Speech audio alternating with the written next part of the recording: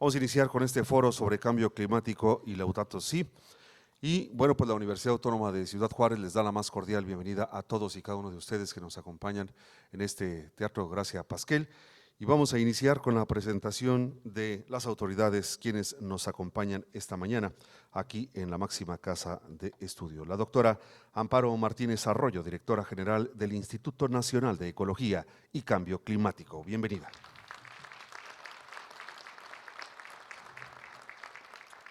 El doctor Óscar Ibáñez Hernández, coordinador de la maestría en Ingeniería Ambiental. El doctor Luis Enrique Gutiérrez Casas, coordinador general de Investigación e Intercambio. El maestro Antonio Guerra Jaime, director de Vinculación e Intercambio. El maestro Francisco López Hernández, director del Instituto de Ingeniería y Tecnología. El maestro Manuel Oera de la Rosa, secretario académico de esta universidad. El doctor David Ramírez Perea, secretario general. Y con nosotros el rector de nuestra máxima casa de estudios, el licenciado Ricardo Duarte Jaques.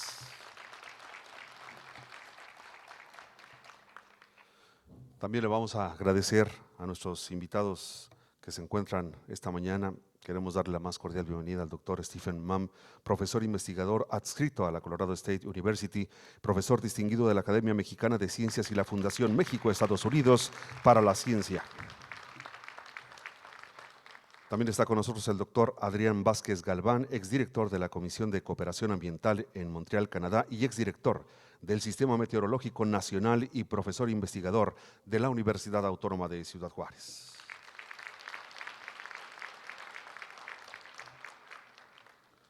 El licenciado Alfredo Ruiz Counajar, director de Ecología de Gobierno del Estado, que se encuentra también con nosotros esta mañana. Le agradecemos el favor de su presencia. Y a continuación, el mensaje por parte de la doctora Amparo Martínez Arroyo, directora general del Instituto Nacional de Ecología y Cambio Climático. Adelante.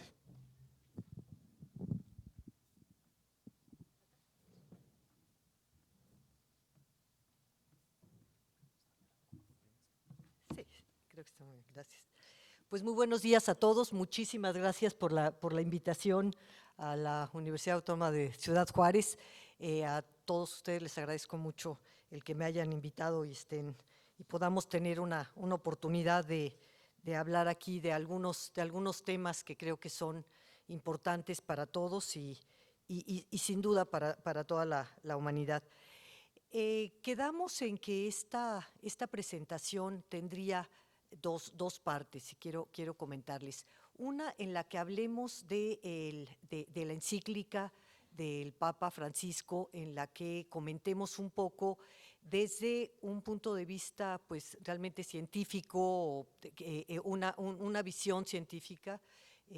Yo no soy religiosa, esto es un análisis que se hace y que quiero también compartir con ustedes, y que esto nos lleva directamente, la encíclica es un documento importantísimo que hace alusión y llama la atención sobre grandes problemas de la humanidad ahora relacionados con el medio ambiente y con el cambio climático.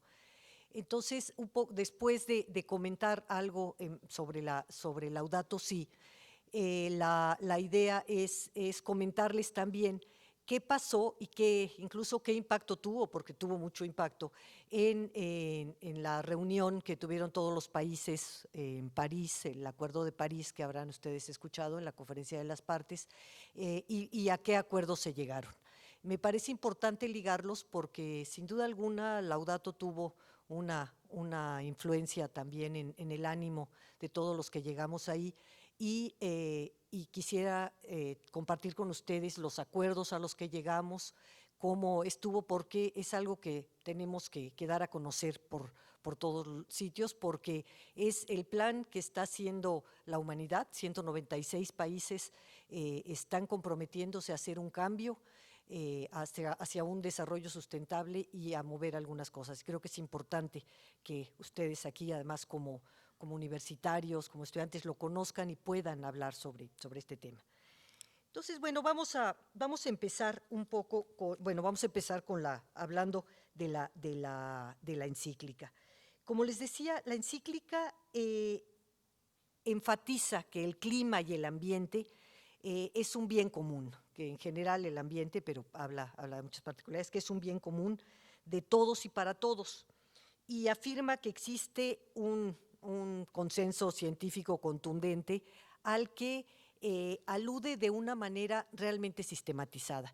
No es frecuente encontrar documentos que provengan de una iglesia que hagan este análisis tan objetivo y tan sistematizado de una situación. Entonces, empezaría por decirles con respecto a la… tiene varias partes la encíclica. Hay tres a lo largo del texto y muy especialmente en el primero, el tercero y el cuarto, donde habla, el primero se llama Lo que está pasando en nuestra casa, el segundo, La raíz humana de la crisis ecológica, y el cuarto, Una ecología integral. Voy a empezar por ellos, comentándoles que en realidad todas las formas de vida modifican su entorno, de una u otra forma. Sin embargo, son pocas las que lo hacen a costa de su propia destrucción. En la evolución de las especies, la existencia de mecanismos biológicos internos que alerten o prevengan a las poblaciones sobre peligros a su sobrevivencia han jugado un papel esencial en la selección natural. Todos hemos visto a todos estos organismos que se hunden en la playa antes de que llegue la ola, evitando su dispersión, las hormigas que sin que sea un peligro inmediato almacenan comida. Todos estos se llaman mecanismos de anticipación y existen en muchísimas especies y han tenido una función importante. En nuestra especie, con las sociedades complejas que hemos creado, estos mecanismos parecen recaer en la cultura y en la ciencia. Aunque evidentemente y de una manera que podemos llamar antinatural, en esta crisis ecológica y socioambiental se han sobrepuesto intereses económicos y políticos de una pequeña minoría dentro de la especie Homo sapiens, y todos los avisos que viene dando la ciencia y el aumento del conocimiento desde hace decenas de años, inexplicablemente han sido desoídos. La encíclica Laudato Si viene a representar un inesperado y significativo impulso a una cultura de alerta sobre los males que aquejan a nuestra sociedad, describiendo con mucha precisión las acciones, actitudes irresponsables del daño a la casa común que es nuestro planeta. Pero sobre todo, desde la fuerza que da el ser el líder espiritual de más de 1.000 millones de personas, el Papa Francisco hace un llamado fundamentado, científica y éticamente, para un cambio radical en nuestro comportamiento hacia la naturaleza y entre nosotros mismos, como única vía para superar la crisis planetaria. Como les decía, él plantea que estos tres capítulos, y después en los capítulos quinto y sexto, en los capítulos en los que hace todo el diagnóstico de qué está pasando, cuáles son las raíces de la crisis ecológica y cómo plantea una ecología integral, al final tiene dos capítulos muy importantes también, que yo les recomiendo a todos que le echen realmente una ojeada, no es nada difícil de leer. Algunas líneas de orientación y de acción, se llama el capítulo quinto, y el capítulo sexto se llama Educación y Espiritualidad Ecológica. En todo el documento se plantea con una total consecuencia con el análisis y las conclusiones, acciones colectivas a nivel nacional e internacional que cambien los paradigmas existentes. Repito, la enorme virtud de la encíclica no es que diga cosas que no hubieran sido dichas por científicos, humanistas, movimientos sociales, corrientes progresistas, sino que lo dice de una manera articulada, coherente y con una profunda espiritualidad. Y lo dice, también hay que comentarlo, desde un sector que, pese a su enorme influencia, había vuelto la cara hacia otro lado frente a grandes destrucciones ambientales e injusticias sociales. Hace mucho que la Iglesia no se manifestaba, y creo que salvo hace más de un siglo que no se manifestaba hablando de algunos problemas que aquejaban a la gente en particular, cosas que no fueran solamente espirituales. Para valorar adecuadamente el gran significado de Laudato Si, valdría la pena recordar brevemente algunos hechos de la historia, para lo cual referiré a diferentes autores como Aldous Huxley, Edward Wilson, Fernando Savater, Víctor Toledo, Ramón Margalef, entre otros. Hay que recordar que si bien las mitologías del mundo ofrecen historias de la creación, la mitología grecorromana era singularmente incoherente a este respecto. Como Aristóteles, los intelectuales del antiguo Occidente negaron que el mundo visible hubiera tenido un principio. De hecho, la idea de un principio era imposible con esta noción del mundo circular, que todo era cíclico y se repetía. En marcado contraste, el cristianismo, heredado del judaísmo, no solo tiene un concepto del tiempo no repetitivo y lineal, sino también una historia impactante de la creación. Dentro de esta, aunque el cuerpo del hombre está hecho de arcilla, no es parte de la naturaleza, es hecho a imagen de Dios. El cristianismo, en contraste absoluto con el paganismo antiguo y las religiones de Asia, no solo estableció un dualismo del hombre y la naturaleza, sino que también insistió en que es la voluntad de Dios que el hombre explote a la naturaleza para sus propios fines. En la antigüedad, cada árbol, cada primavera, cada arroyo, cada colina tenía su propio genio, su propio espíritu guardián. Antes de que se cortara un árbol extraído de una montaña o represado un arroyo, era importante pedir disculpas a la Madre Tierra, hacer alguna ceremonia, había alguna conexión en estas culturas. Que por cierto, el respeto a la unión con la Madre Tierra, quien puso ese nombre, o quien usó, según sabemos, ese nombre de Madre Tierra, primero fue Francisco de Asís, también vino desde la religión, también eso hay que comentarlo. Pero el respeto y unión con la Madre Tierra de los pueblos precolombinos propició gran parte de su seguridad alimentaria. Eso realmente son costumbres que lo que provocan son pues resultados que en este caso permitieron la seguridad alimentaria de estos pueblos que cuidaban mucho su entorno. Destruyendo el animismo pagano, el cristianismo hizo posible explotar la naturaleza en un ambiente de indiferencia hacia los sentimientos y el futuro de los seres vivos que fueran diferentes. ¿En qué momento perdimos como especie el camino? Pues tal vez la religión lo explica desde la salida del Edén. Nuestros ancestros cometieron un terrible error y por eso nosotros vivimos en un pecado original. Sin embargo, podemos haciendo una metáfora, pensando que si no, cuando realmente abandonamos el paraíso, es cuando empezamos a ser indiferentes ante la destrucción de nuestro propio planeta y de otros ecosistemas. Y pues en contradicción con una lectura literal del Génesis, nuestra especie no llegó bruscamente a la existencia, sino que ha evolucionado en un mundo de gran riqueza biológica a lo largo de decenas de miles de generaciones, y el que existiera esa riqueza biológica ha permitido al mismo tiempo la sobrevivencia y el desarrollo de la humanidad.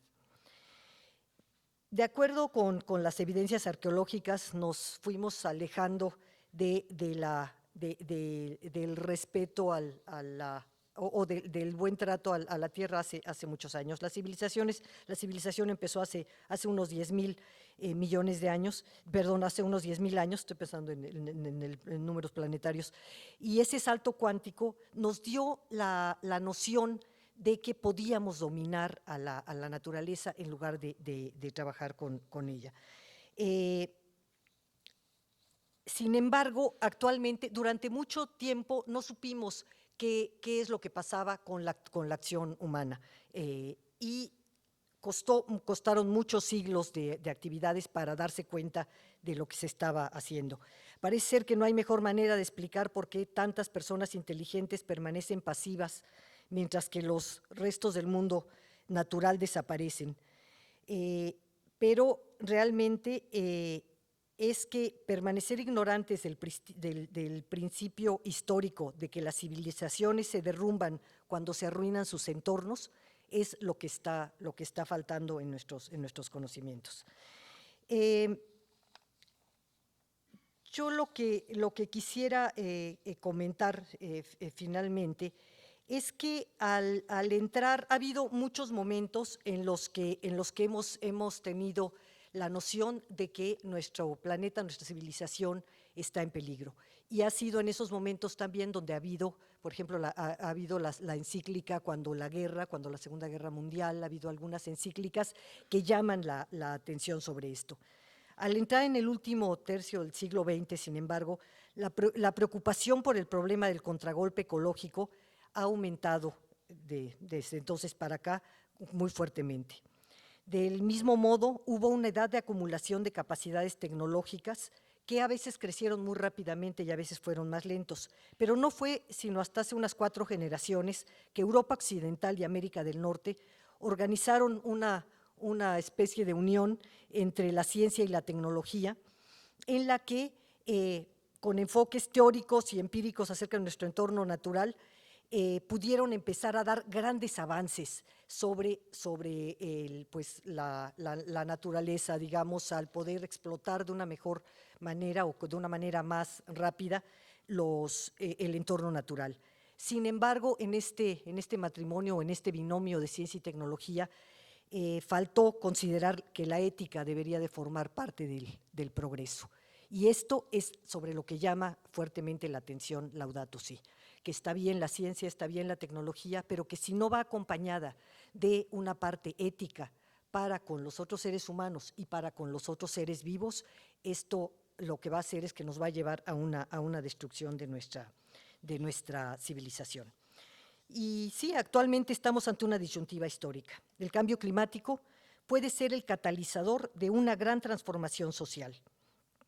En el sentido positivo, revalorando la reconstrucción y reactivación de economías locales para invertir en transporte colectivo, en vivienda sustentable, en uso de energías renovables y limpias, en cuidado del agua y de la biodiversidad, en ciudades más habitables, en reformas a nuestros sistemas de producción agrícola y en poner fin a los grotescos niveles de desigualdad existentes. Sin embargo, también puede ser una excusa para imponer políticas que beneficien nuevamente a una minoría. Empresas y bancos, compañías de seguros, incluso es conocida la declaración de un gigante de la industria armamentista, Raytheon, de que es probable que crezcan las oportunidades de negocio de resultas de la modificación del comportamiento y las necesidades de los consumidores en respuesta al cambio climático. En 2008 y 2010 se registraron en el mundo más de 250 patentes relacionadas con el cultivo de variedades agrícolas preparadas para el clima, supuestamente capaces de resistir condiciones meteorológicas extremas. De esas patentes, alrededor del 80% pertenecen a 6 transnacionales de la agricultura. En estos momentos de decisión, la encíclica viene a ponerse del lado de la vida, en defensa del planeta, en contra de formas de producción y consumo insustentables e injustas, y a reconocer que si no hay bienestar en la tierra, no lo hay en la sociedad.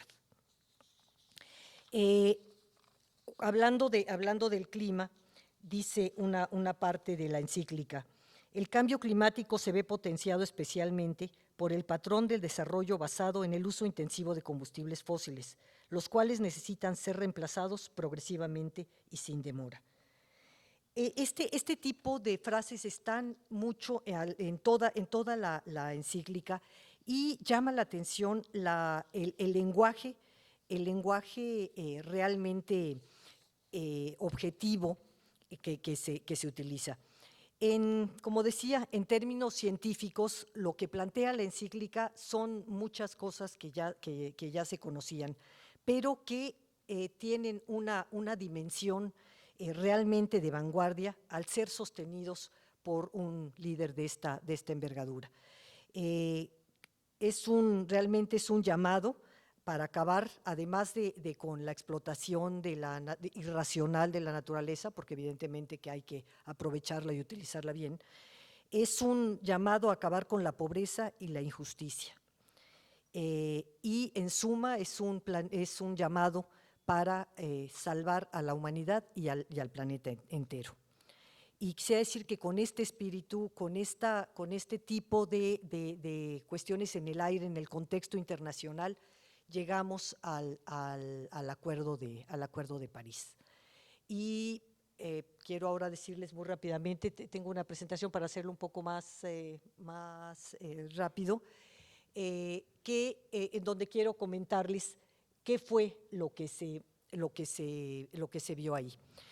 Muy rápidamente les quiero recordar que la convención, la que sigue, por favor, la que sigue, la Convención Marco de Naciones Unidas para el Cambio Climático y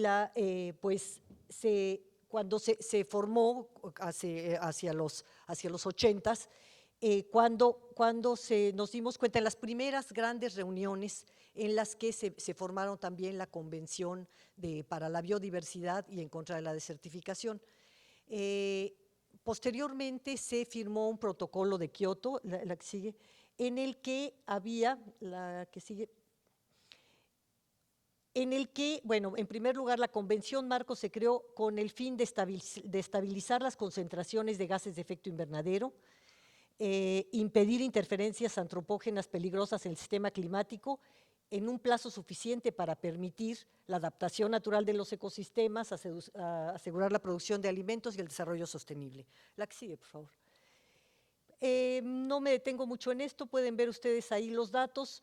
En el protocolo de Kioto, que fue el primer gran intento por ponerse de acuerdo en cómo reducir las emisiones, una vez que se sabía ya que la composición atmosférica el cambio en la composición atmosférica al acumular una gran cantidad de gases, sobre todo estos gases de efecto invernadero, era la que estaba propiciando este calentamiento global. Se acordó reducir emisiones y en el protocolo de Kioto los únicos que tenían obligación numérica impuesta eran los países desarrollados. Europa participó muy activamente, Estados Unidos no firmó el protocolo, hubo algunos otros países que no lo firmaron y prácticamente todos los países en desarrollo, muchos de los países en desarrollo sí lo firmaron, pero con contribuciones voluntarias y que no eran cuantificables. Cuando se vio que terminaba el primer periodo de compromisos de Kioto, se dio una ampliación hasta el 2020, considerando que se debería de preparar un nuevo protocolo que ahora sí tuviera una mayor participación de los países en términos obligatorios. Se vinieron varias conferencias de las partes que se realizan anualmente en la que no había manera de ponerse de acuerdo quién contribuía con qué, porque efectivamente había, en la convención se trabaja con este principio de responsabilidades comunes pero diferenciadas. Esto quiere decir que hay una responsabilidad histórica de países industrializados que fueron los que iniciaron esta acumulación en la atmósfera de los gases de efecto invernadero, pero que bueno, actualmente sabemos que hay muchos países, ya como China, como la India, que ya tienen una mayor producción, nosotros mismos, que aunque no somos de los mayores productores, estamos en un lugar 13, digamos, y el 80% está en los primeros 10, o 12, el 75% debe estar en los primeros 10, el 75% de las emisiones. De todas maneras, se ha visto que todos los países podemos contribuir con algo. Sobre todo, se insistió mucho, y México ha sido de los que han insistido mucho en las conferencias de las partes, en que también la adaptación, esto es, la disminución de la vulnerabilidad que tenemos a los efectos del cambio climático, a los huracanes, a las sequías, a las inundaciones, a todos los cambios en los patrones que conocemos, incluso en procesos ecológicos, que son los que se están dando con el cambio climático, pues nosotros también insistimos en que se deberían de tomar en cuenta como una responsabilidad internacional y que todos participáramos ayudando a que hubiera esta adaptación. Porque aunque lográramos abatir todas las emisiones, seguiría este proceso todavía varias decenas de años más. Entonces, en varias conferencias de las partes se acordaron distintos compromisos y en la COP, que ya no sé por qué no aparece aquí, en la COP19 que fue en Polonia, se acordó que todos los países tendrían que contribuir, que ya no iba a haber esa diferenciación. La que sigue, por favor. Pero, y en la conferencia de Lima, que fue la siguiente, que fue en el 2014, lo que se quedó es que todos teníamos que contribuir, pero para poder contribuir a disminuir las emisiones, lo primero que tenemos que hacer, como saben todos los universitarios y más los que trabajan en carreras científicas, es que tenemos que contar, tenemos que saber cuánto tenemos para saber cuánto podemos reducir y en qué sectores. Entonces, los inventarios que ya se venían dando por una obligación con la convención, se tomó mucho más importancia a ello y se pidió que todos los países hicieran un esfuerzo por tener actualizados sus inventarios de emisiones por sectores para saber en dónde era donde se podía reducir. La que sigue, por favor. En México creo que hicimos bien nuestra tarea. La verdad es que México en este aspecto ha tenido una actividad que ha sido importante y ha sido reconocida porque, en primer lugar, al tener esta Ley General de Cambio Climático, lo que se hizo fue hacer un arreglo institucional que nos permitiera afrontar este problema con una comisión intersecretarial de cambio climático, con un consejo asesor en donde participa sector privado, académico y organizaciones sociales, con un instituto, que es lo que hace el Instituto Nacional de Ecología y Cambio Climático, que se encarga de integrar y de generar el conocimiento necesario para que se puedan tomar políticas públicas adecuadas a las distintas situaciones que provoca el cambio climático. Entonces, a nosotros nos tocó elaborar este inventario de emisiones, lo paso muy rápido, la que sigue, por favor, en la que decidimos, además esto fue también la presentación de un reporte de actualización sobre nuestras emisiones, que lo incluyó. La que sigue, por favor. Y lo que decidimos fue integrar a nuestro inventario de emisiones algo que no se reporta todavía en la convención, que fue el carbono negro, y que ustedes conocen muy bien. El carbono negro y otros contaminantes climáticos de vida corta, que es como se les llama, que incluyen el metano, el ozono troposférico, no el estratosférico, sino el que se forma por la contaminación en las ciudades sobre todo, pero también en muchas zonas rurales. Son llamados contaminantes climáticos de vida corta porque, aunque no tienen la misma duración en la atmósfera que el CO2 y que muchos de los gases de efecto invernadero, sí tienen un fuerte efecto de calentamiento, pero además tienen un efecto en términos de partículas y que es muy dañino para la salud. La Organización Mundial de la Salud se ha cansado de repetir por todos lados que las muertes, las enfermedades pulmonares de piel de distinto tipo han aumentado dramáticamente en los últimos años por motivo de la contaminación atmosférica. O sea, ya no es una cuestión nada más de que sepamos que debemos tener una ciudad limpia, sino que además es de una sobrevivencia el tomar las medidas adecuadas. Entonces, pues yéndome muy rápido, gracias a que teníamos este inventario en México, pudimos presentar esto que se ha llamado, tal vez lo han escuchado, INDCs por las siglas en inglés, pero son las contribuciones nacionalmente determinadas que hay la intención de cumplir, que fue con lo que llegamos a París. Para armar, ya teniendo una un análisis de todos los sectores, México pudo hacer una propuesta porque lo que se acordó es que como era imposible llegar a un acuerdo de cantidades generales de reducción, todos los países teníamos la obligación de mandar antes de la COP5, de hecho se mandaron el primer trimestre del año pasado, mandar cuáles eran las contribuciones que podíamos hacer para reducir emisiones y para tomar medidas de adaptación de acuerdo a las circunstancias nacionales. Ningún país iba a ser obligado a cosas que no fueran sus circunstancias nacionales, pero estábamos obligados a justificar que realmente era lo mejor que podíamos ofrecer. Entonces nosotros, la que sigue, fuimos el primer país en desarrollo que presentó sus compromisos. Nos comprometimos a bajar de manera incondicional, esto quiere decir con nuestros propios recursos, con las políticas que se tienen en México o que se pueden instrumentar, el 22% para el 2030 de los gases de efecto invernadero.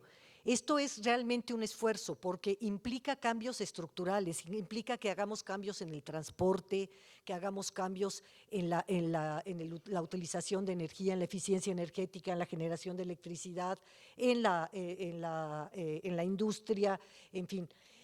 Y nos comprometimos a hacer esta reducción. Esto que dice línea base, seguramente estamos en un departamento de ciencias, sabrán que eso es, si no hiciéramos nada, cuánto aumentaría, pero lo que se está ofreciendo al 2030 con una meta de reducción y que significa este 22% general.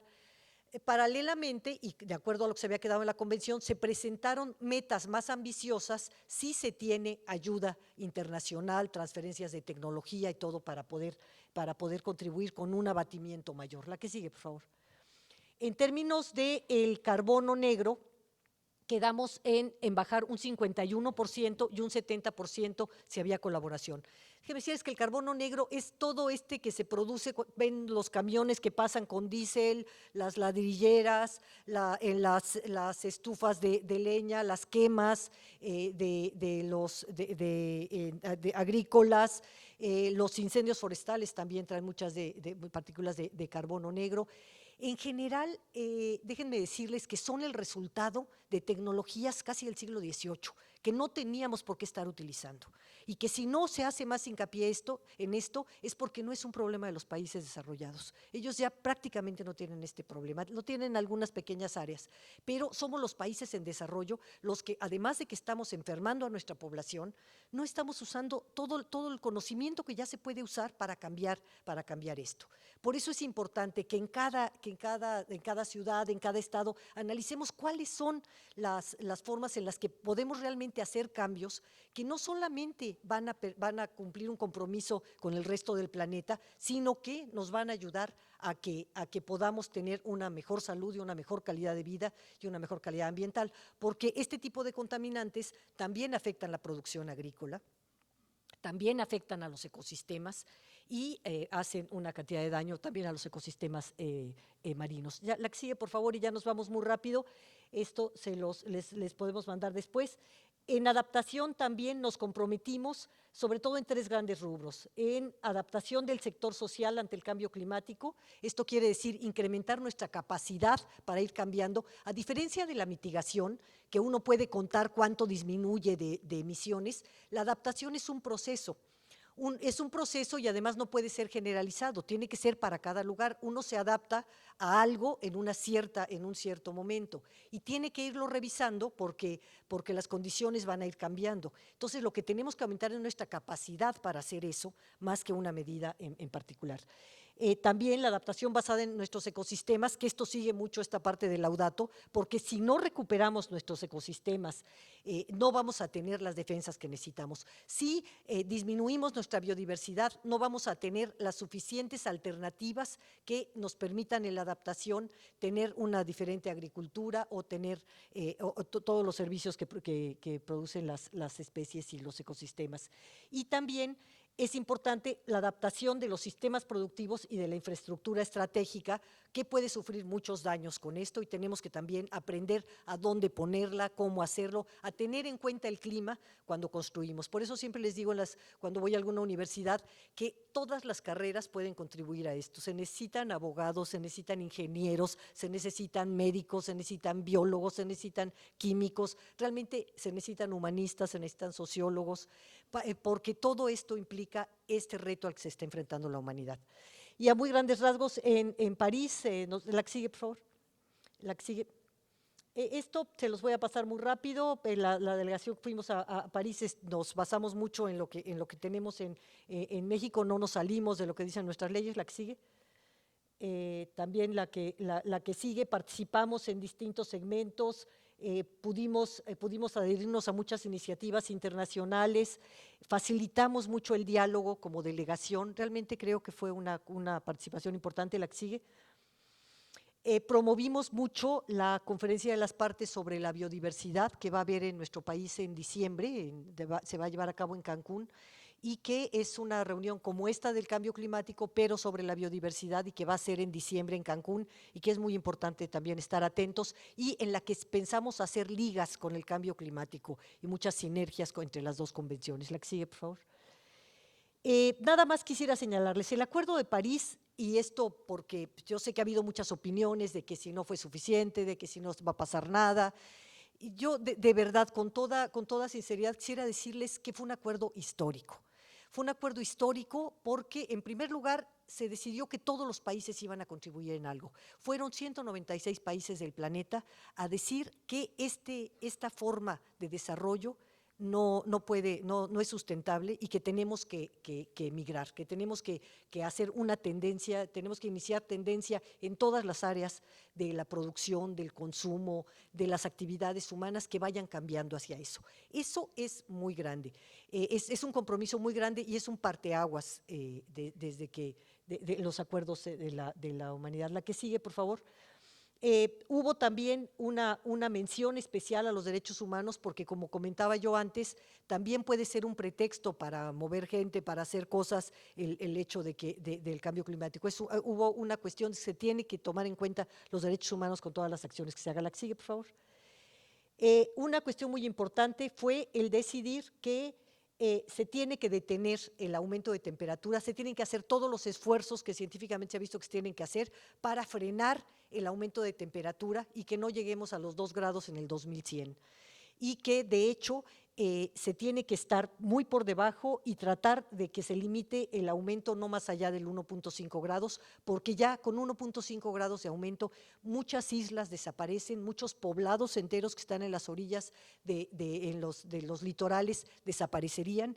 Entonces, fue un acuerdo muy importante que antes no se había logrado. La que sigue, por favor. En términos generales, el acuerdo tuvo acuerdos en financiamiento, en mecanismos de mitigación. Uno muy importante es el de la progresividad, porque cada 5 años se va a revisar, y hubo el acuerdo explícito y escrito de que nadie puede ir para atrás. Todas las revisiones que se hagan van a ser para avanzar, que nadie puede irse a cantidades o a reducciones menores de los que había dicho. La que sigue, por favor. Rápidamente estas se las paso. Hubo distintas formas de acuerdo. La que sigue. La que sigue también. Hubo un objetivo de que cada país va a elaborar planes de adaptación, y eso quiere decir que todos los estados, en todos los municipios, tenemos que empezar a ver cuáles son los riesgos que tenemos, cuál es la vulnerabilidad que tenemos a eventos del clima, cuáles se suman con eventos de vulnerabilidad por otros motivos, y hacer planes para poder aumentar nuestra capacidad en ese sentido, incluyendo sistemas de alerta temprana, por supuesto. La que sigue, por favor. También se llegó a un acuerdo de que toda la información sobre lo que se hace y lo que se gasta sea pública y sea transparente. Lo que sigue. Hay muchos pasos siguientes. La que sigue, por favor. En esto se va a firmar en abril en Nueva York por todos los jefes de Estado. Ya lo van a asignar, y después se va a llevar a los congresos de cada país para que sea obligatorio para cada uno de nosotros. La que sigue. Hay muchos instrumentos de política pública que nos permiten en los estados avanzar,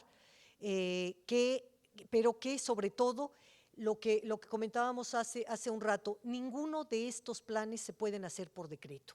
Si la población no participa, si el sector estudiantil, el sector académico, el sector privado, el sector social no tiene medidas para participar, no hay manera que esto se lleve a cabo. Lo mismo en todas las medidas que se plantean en Laudato Si, en la encíclica. La que sigue, por favor.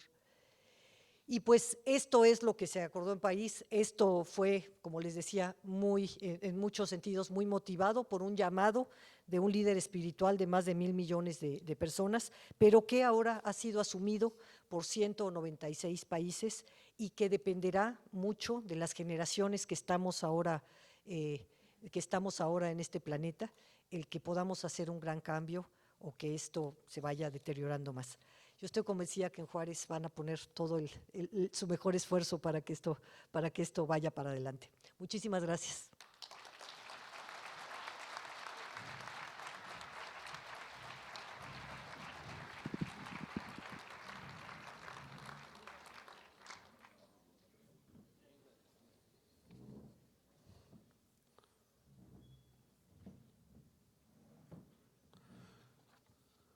Y bueno, a continuación vamos a tener esta firma de convenio. El objetivo es establecer con el Instituto Nacional de Ecología y Cambio Climático las bases y los mecanismos generales de la colaboración para la realización de proyectos de investigación científica o tecnológica e implementación de acciones en materia de cambio climático, así como realizar actividades de capacitación, investigación, tecnología y científica, prestación del servicio social y también las prácticas profesionales. En estos momentos se está llevando a cabo la firma por parte de nuestras autoridades, la doctora Amparo Martínez Arroyo y el licenciado Ricardo Duarte Jaques.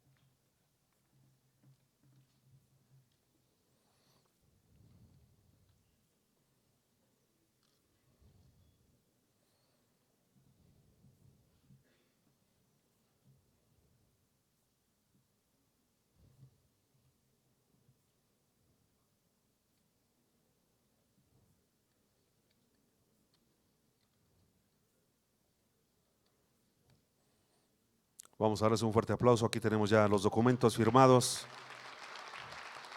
de este convenio que a partir de hoy ya es una realidad.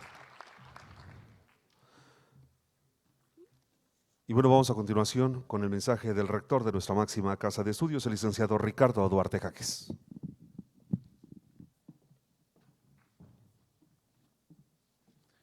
Muy buenas tardes. Saludo a nuestros estudiantes, a nuestros profesores, a los destacados académicos que participan en este foro sobre cambio climático y Laudato Si. También le doy la bienvenida a los niños y a sus profesoras que están aquí en la luneta del teatro.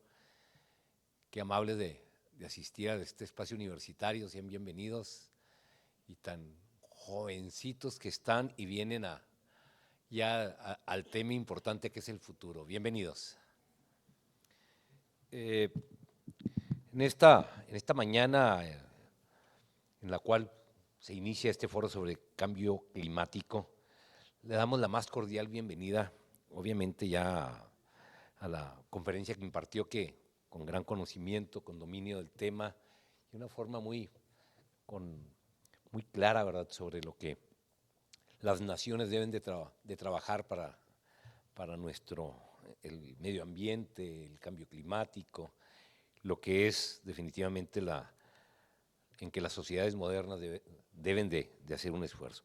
Le agradecemos su aportación a nuestra institución.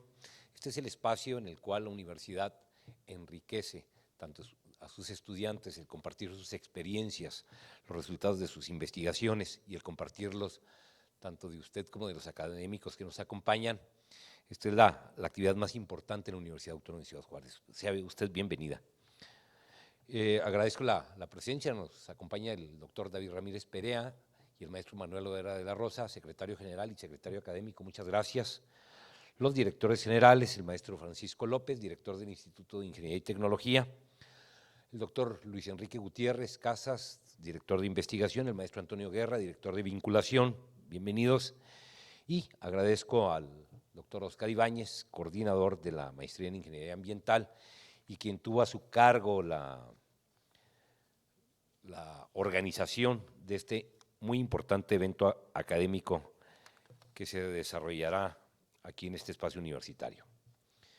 En sí, como ya analizaron la conferencia que nos impartió la doctora Amparo Martínez, ella, bueno, su experiencia, la responsabilidad que tiene a cargo como directora general del Instituto de Ecología y Cambio Climático, el dominio y el compartir todas estas experiencias y que son reflexiones serias, porque desarrollar programas en torno a ecología, al cambio climático, es tema realmente complejo el lograrlo.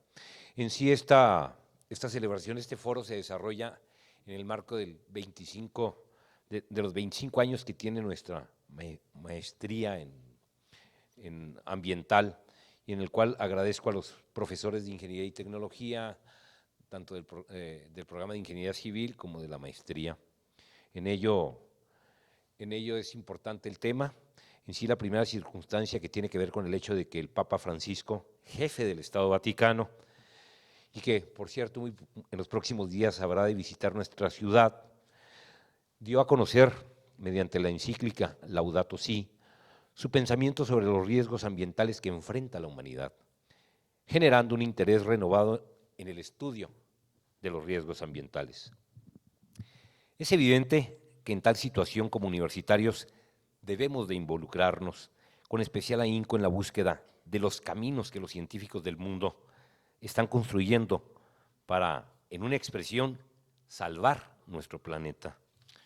La segunda tiene que ver con nuestra historia, con el hecho de que nuestro origen está íntimamente ligado a los estudios científicos y técnicos de los problemas ambientales. Recuerdo que el primer rector, el doctor René Franco Barreno, tiene un doctorado en Ingeniería Ambiental y que en los primeros años de la universidad y en el cual en la fundación de la primera dependencia dedicada a gestionar, la universidad participó en esa primera dependencia para gestionar las actividades de investigación, tuvo como una línea de estudio fundamental el estudio de la contaminación en las zonas próximas a la frontera. Y adicional a ello, hoy celebramos el primer cuarto de siglo de nuestra maestría en estudios ambientales, ya lo había mencionado, pero eso debe traer a nuestra memoria que antes de 1989 la universidad prácticamente inauguró los estudios de posgrado con una especialidad en temas asociados a la contaminación y otra destinada a la hidrología subterránea. Como ven, la discusión propuesta este día y que ya dio en esta magistral conferencia la doctora, caminará sobre un camino muy fértil entre nuestros académicos y desde luego entre nuestros estudiantes. Por todo ello les confirmamos nuestra hospitalidad a los conferencistas y felicitamos a los organizadores por el trabajo que han dedicado en la preparación de este importante evento académico. Muchas gracias al coordinador de la maestría, al doctor Oscar Ibáñez, por su esfuerzo para convencer a tan notables académicos para que nos acompañaran esta mañana. También agradezco el apoyo del maestro Víctor Hernández y desde luego el entusiasmo con que el maestro Francisco López difundió la importancia de esta actividad académica.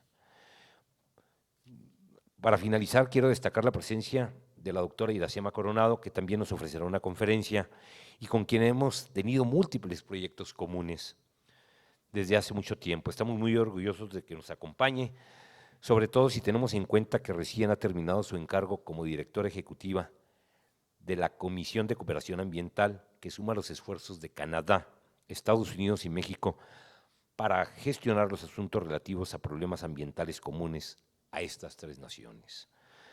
Y a propósito, también estamos muy orgullosos de tener entre nosotros al maestro Adrián Vázquez, que pertenece a nuestra planta académica, un destacado académico, el doctor Adrián Vázquez, y que en otro momento también tuvo a su cargo la responsabilidad del Servicio Meteorológico Nacional.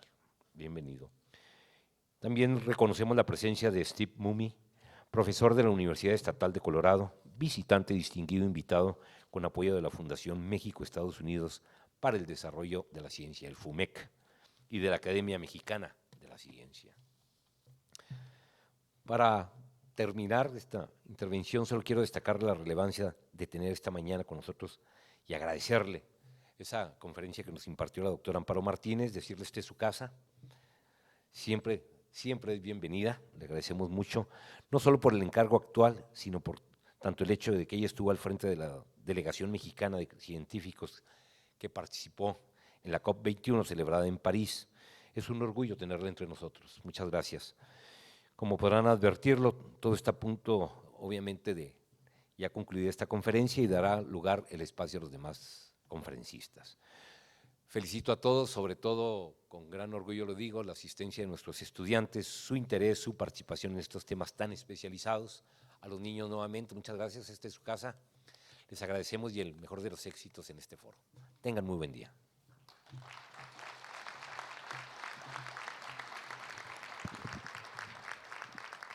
Y bueno, con un fuerte aplauso vamos a despedir a todas nuestras autoridades y a nuestra ponente que nos acompañaron esta tarde en este primer evento de este Foro del Cambio Climático. Muchísimas gracias por el favor de su atención. Vamos a hacer un pequeño receso y a continuación seguiremos con las conferencias. Muchísimas gracias, el mejor de los días.